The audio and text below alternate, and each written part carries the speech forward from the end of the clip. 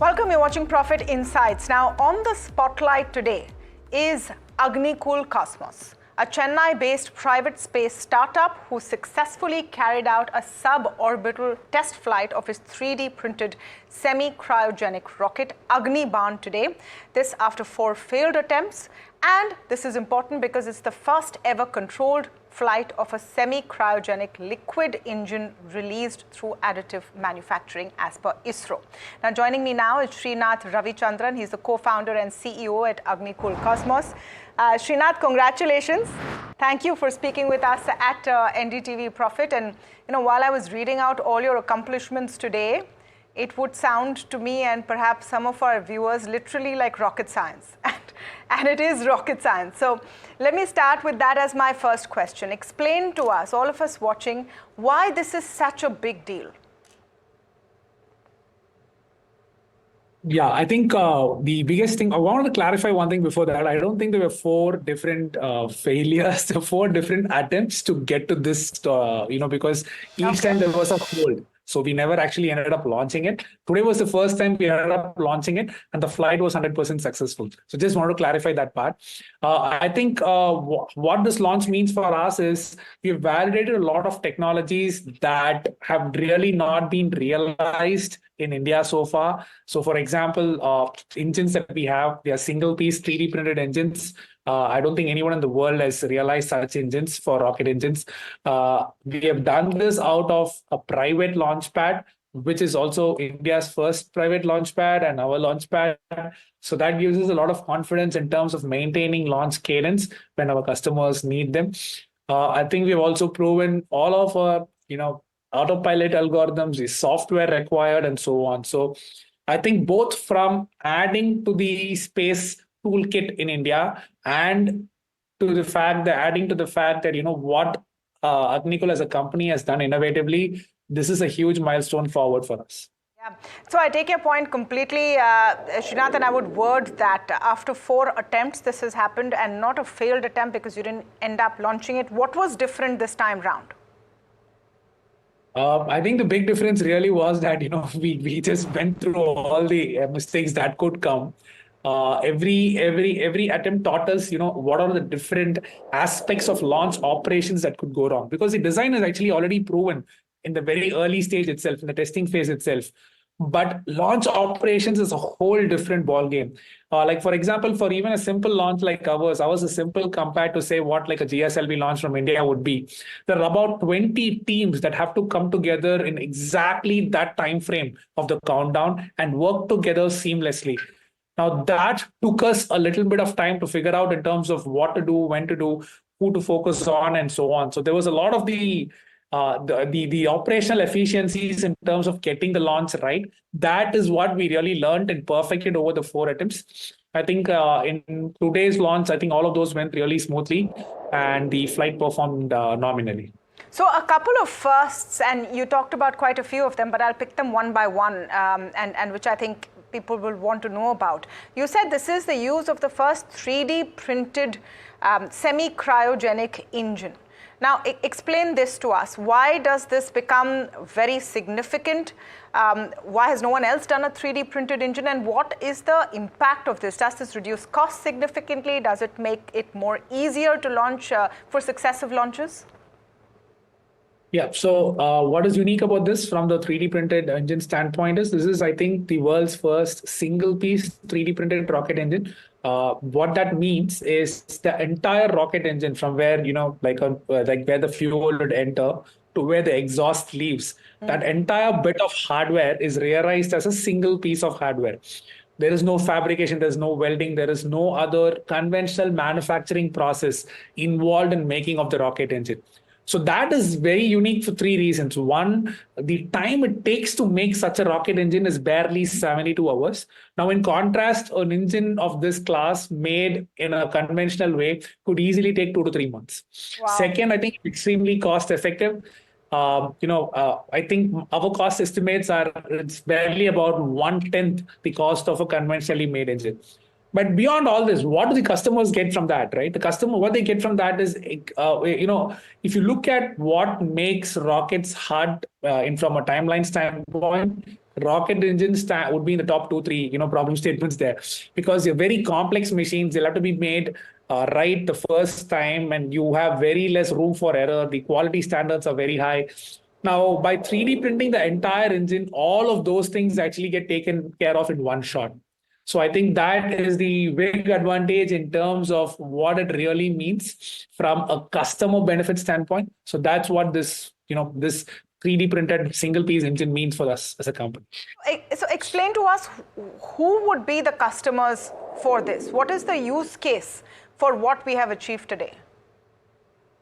So I think Agnikul's main customers could be anyone making a small satellite, either for imaging or for communication. But interestingly, I think today a lot of other applications are also opening up. We see people who want to test systems in microgravity and they want to use vehicles such as ours. There are people who want to expose their systems, to extreme cold temperatures, like what space would offer for a prolonged period of time, and they would like to use vehicles like ours. So I think the main customers are small satellites who make imaging satellites or communication satellites, but there are a lot of other applications that are coming up as well. So I think these are the big customers we are behind. Just to give us a sense of the other key factor, that you have used a mix of liquid and gas propellants. Now, this technology is yet to be demonstrated even by ISRO in any of its rockets. Explain this to us. Why this formula, and how can it be a game changer? So we've used what we call as a semi-cryogenic engine. By semi-cryogenic, it means one of the so there is what we have a fuel and an oxidizer, and you need to take oxidizer along with you when you go to space because there is no oxygen out there to burn your fuel, right? So we take our oxygen in a cryogenic state, and that's what is the semi-cryogenic part of it. And the fuel is actually aviation turbine fuel, or what is used in planes, right? So why did we choose this? Two reasons, I would say. One, it's one of the cleanest fuel combinations out there.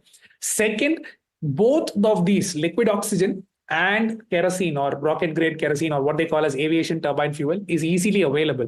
I could go to any airport, any airport and take, the ATF from there. And I could go to any industrial area and source liquid oxygen from there. And that is all it takes to fuel the rocket. So it's neither toxic nor unclean, or it's very green friendly and easily available. All of this again ties back to the vision of making rocket launches be available quickly for our customers. So it was an important decision to make in terms of what kind of fuel to take, and we went with this combination. So the fact that this has succeeded, Srinath, does that then mark a big shift in the kind of fuel that maybe the industry even uses for successive launches? I think there are a few other players out there who use kerosene and liquid oxygen. And I think the exact formulation of that kerosene is still a little confidential. We are not aware of what other countries use and so on. What I think we have done is we have chosen something that is commercially available. This is aviation grade fuel that is available in airports. So taking that and using that for flight, I think that is a big differentiator for us. So I think if we're able to make engines that work with this, it could be a change in the kind of propellants that people use to fuel their rocket. Okay, so Srinath, now you've probably seen all the congratulations pouring in from across the country. Prime Minister has tweeted about it, so have all the top ministers. IIT Madras, that has incubated this whole thing. Tell us what next. What's the next big landmark for you? There were talks of customers on your flights. Could that happen at some point? Give us a sense of what the next few milestones are from your point of view. Sure. I think the next big milestone is to demonstrate the ability to go to orbit with this fuel combination and this technology. We have actually proven all of the technologies that it takes to go to orbit at a smaller scale in this flight. So it's in that way a huge technology demonstrator for us. The avionics, the software, the algorithms for autopilot, all of these things are validated, of course, along with the engine and the launch pad. So the next step is orbital launch. And beyond that, of course, as you rightly said, getting customers on board. As a private limited company, as a commercial company, it's very important that we build these products not just for adding to the toolkit of space technologies in India, but also to serve customers to address their pain point in going to space.